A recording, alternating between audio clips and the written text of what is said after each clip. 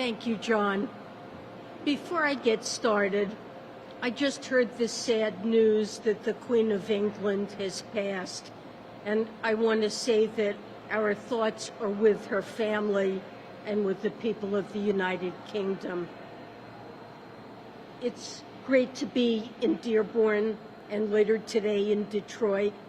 As the global capital of the automobile industry, this region will experience significant growth and many good jobs from the recently enacted Biden economic plan. I'd like to acknowledge Lieutenant Governor Gilchrist for hosting me here in Michigan today. Thank you to Senator Stabenow, whose leadership on many provisions of the Inflation Reduction Act and the CHIPS Act made them a reality, including her critical work on the energy manufacturing tax credit. And I want to thank Senator Peters for his equally strong advocacy and leadership. Thank you also to the members of Congress who are with us here today, Congresswomen Dingell and Stevens and Congressman Levin. I know you've worked very hard over the past few months on historic legislation. My thanks to Mayor Hammoud for being here, and I'm grateful to the leaders at Ford and to the UAW leaders and members for having me here at this cutting-edge EV assembly plant. As Treasury Secretary over the past year and a half, among other things, I've been especially focused on addressing the pandemic-caused crisis. We've been rescuing the job market from the pandemic downturn and stabilizing the economy after its unprecedented disruptions. The pandemic exposed our vulnerabilities, but our economy had long been suffering from soaring inequality, weak growth, and a sense of falling further behind for too many. Sluggish productivity growth and declining labor force participation have weighed down our economic potential. And growing disparities in economic conditions across geographies and racial groups have exacerbated inequality. The pandemic and Putin's immoral war in Ukraine remind us of a vulnerability to global supply shocks. But beyond that, the threat of climate change looms very large. So today, I'd like to step back and describe the administration's efforts to stabilize the economy amid a series of shocks and disruptions. We brought the United States back to full employment in record time. Then I'll discuss the meaning for the future of the historic economic legislation enacted by this administration. Taken together, the bipartisan infrastructure law, the CHIPS Act, and the Inflation Reduction Act authorize among the most significant investments our country has ever made. I believe firmly they will help us achieve stable, sustainable growth, and they'll move us toward a fairer and more resilient economy. When President Biden took office in January 2021, his immediate focus was to restore the economy while protecting Americans from the threat of a deadly virus. At the time of his inauguration, the pandemic had claimed over 400,000 lives, and 3,000 additional lives were being lost each day. Our public health crisis had triggered an economic calamity. The unemployment rate was over 6%, with more than 800,000 new jobless claims on average every week. It's important to remember the context for the president's actions. At that time, we faced unprecedented uncertainty about the fate of our economy. And the truth is that in 2020 and 2021, the tail risk of the pandemic's impact on our economy was a downturn that could have matched the Great Depression. Our policy response had to sufficiently address all the potential outcomes. So the federal government intervened to keep businesses open, to keep Americans in their homes, and to keep local governments well-resourced. Our plans worked. Due to the American Rescue Plan and our vaccination campaign, the United States experienced the fastest pace of job creation in our history. Household balance sheets are strong, and businesses continue to invest. Our broad and inclusive recovery has outpaced that of most other large economies. And measured by gross domestic income, our economy continues to expand and is operating above levels that would have been predicted pre-pandemic. It's fair to say, by any traditional metric, we have experienced one of the quickest recoveries in our modern history. Now, Americans are rightfully concerned that higher prices are squeezing their day-to-day budgets and their longer-term savings. The causes of inflation are largely global, but the pain of inflation is personal. This administration's top priority is to combat inflation, even as we know the Federal Reserve has the primary role to play in restoring price stability. The President and his entire economic team have focused particularly on our supply chains and energy markets. Last year, when supply chain bottlenecks contributed to upward pressure on prices, the administration worked with partners to recruit more truck drivers, to fund pop-up container yards, and to get several ports on 24/7 operations. We've also released 1 million barrels of oil per day from our Strategic Petroleum Reserve. And by Treasury estimates, the President's decision has reduced the price of gas by between around 17 and 42 cents per gallon this year. In markets where we couldn't help lower prices by expanding supply, we aimed to mitigate the pain directly through cost relief. The newly passed Inflation Reduction Act boldly reduces everyday costs for families around the country. Without the law, health care premiums would have spiked for millions of Americans in January. And instead, 13 million Americans will continue to save an average of $800 a year. In coming years, Medicare will be able to negotiate and thereby lower the price of high-cost prescription drugs. And that corrects a market distortion that has placed excessive pricing power in the hands of pharmaceutical companies.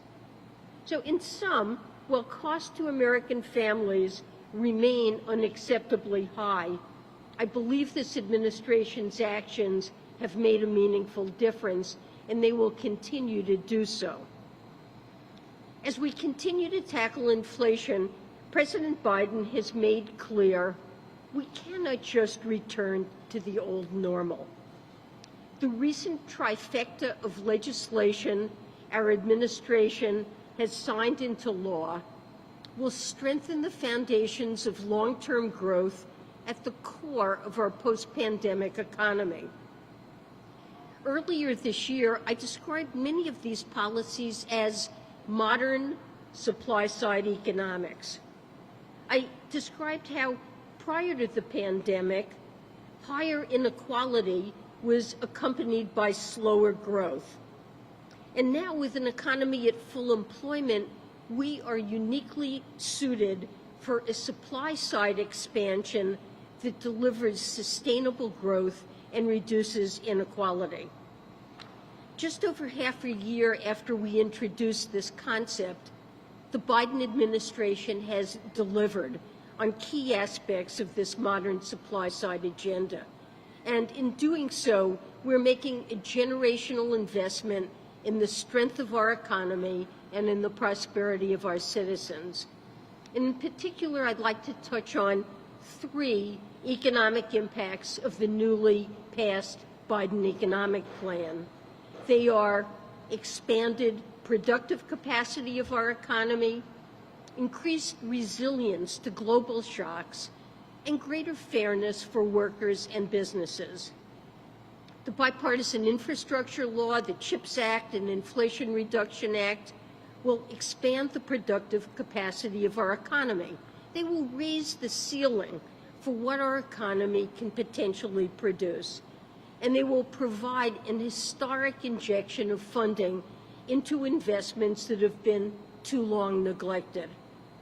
Economists have long stressed the importance of basic public infrastructure for economic growth. Yet more than 40,000 bridges, 1 in 5 miles of highway, and major roads in America are in poor condition. Our plan provides the funds to fix roads, ports, bridges, and public transit. People and goods will move faster and with fewer bumps and costly supply chain snarls, such as the ones we've seen during the pandemic.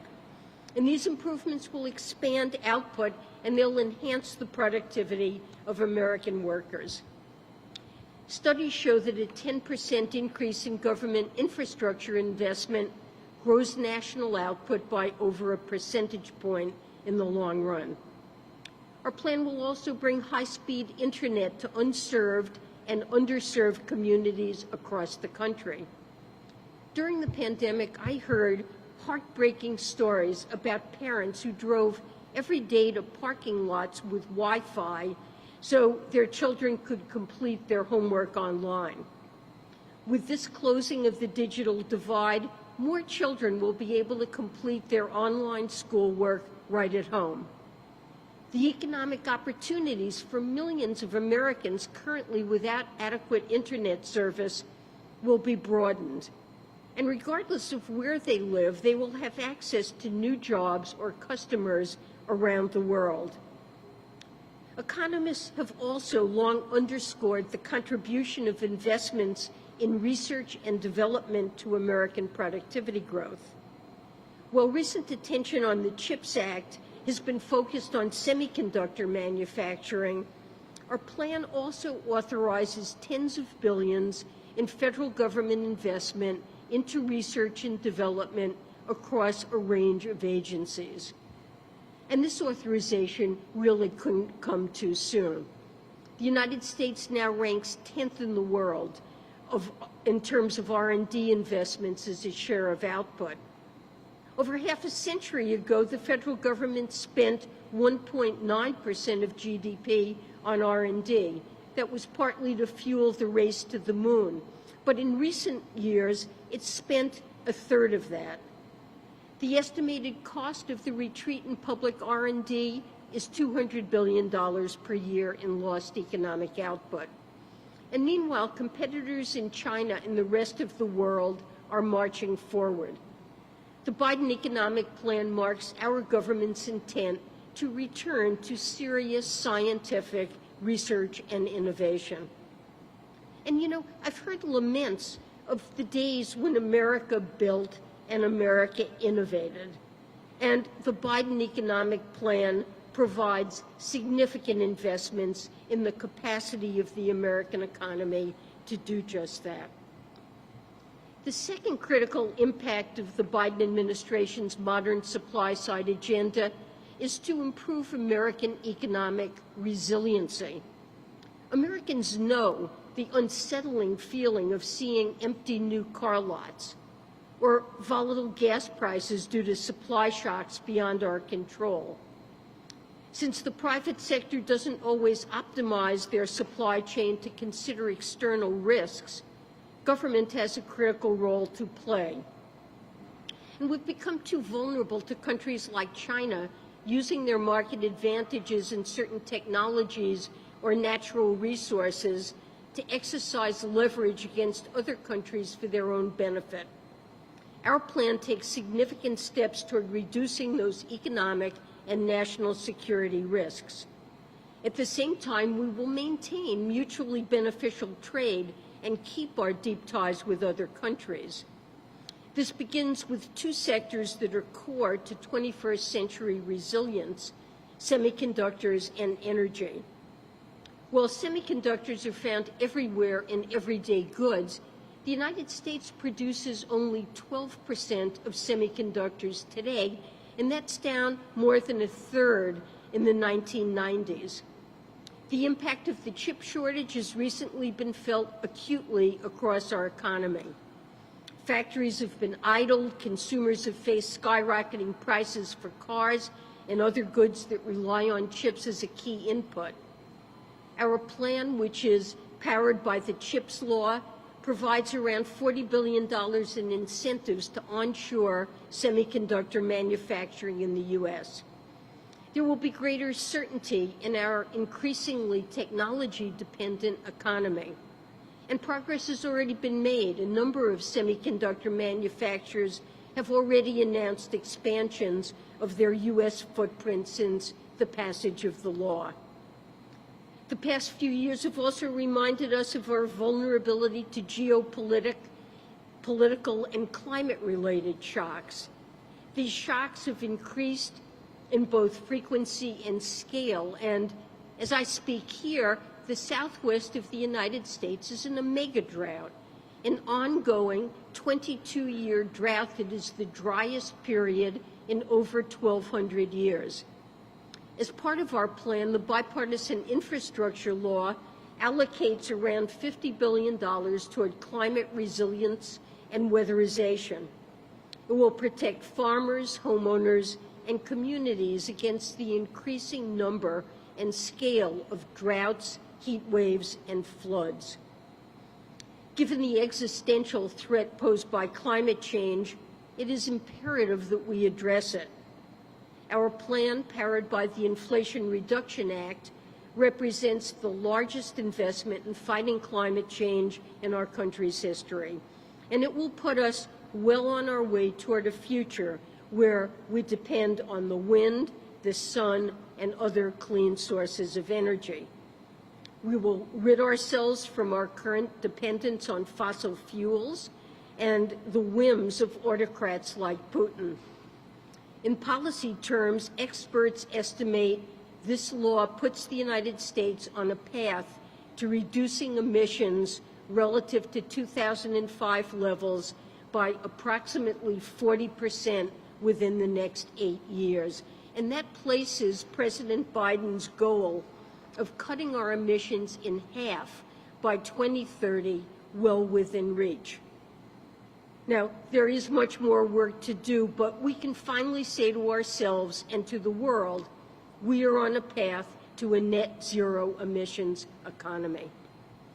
I am proud the Treasury is at the forefront of implementing this plan.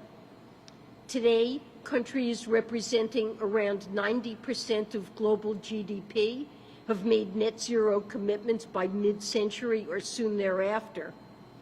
By mobilizing private capital, the clean energy tax credits implemented by Treasury will propel our economy and workers to a leadership position in the fastest growing markets and technologies of today and of the future, with positive spillovers to the rest of the world.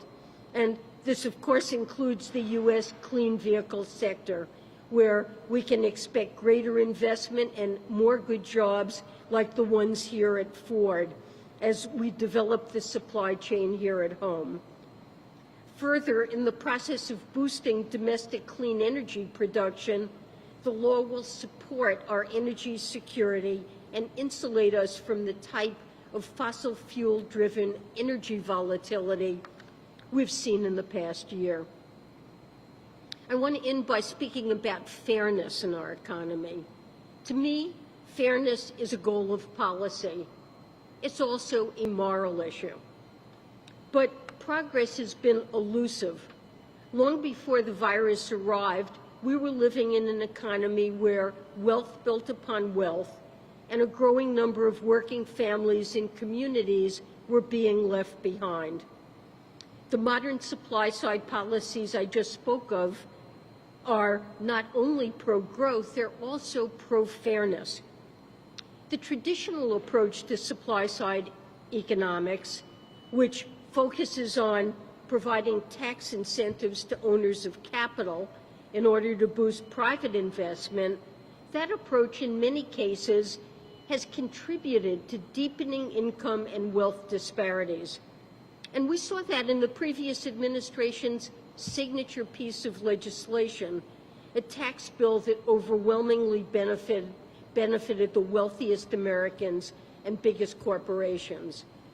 In contrast, the modern supply-side agenda is concerned with a broad range of productivity-boosting investments and with a broad distribution across sectors, people, and places. It recognizes that investing in disadvantaged communities often results in higher returns on investment. And it boosts growth by tapping all of our resources. In layman's terms, this approach embraces the notion that some of the best opportunities for growth occur when we invest in people and places that have been forgotten and overlooked. We know that a disproportionate share of economic opportunity has been concentrated in major coastal cities. Investments from the Biden economic plan have already begun shifting this dynamic. Given its manufacturing focus and manufacturing's reliance on strong infrastructure and supply chains, we expect to see dollars catalyze innovative investments across cities and towns that haven't seen such investment in years. As an example, to spur regional economic development, the Commerce Department will establish at least 20 regional technology and innovation hubs, and they will be geographically dispersed with priority for underserved and underrepresented communities. Such dispersal of economic opportunity across the country will mean good new jobs and industries of the future. And it will also lead to cascading economic progress for local communities that are vital to the economic and social fabric of our country. Beyond our growth strategy, the administration is focused on other ways to build fairness in our economy, and that includes fixing the tax system. With the President's leadership, we secured $80 billion of funding for the Internal Revenue Service.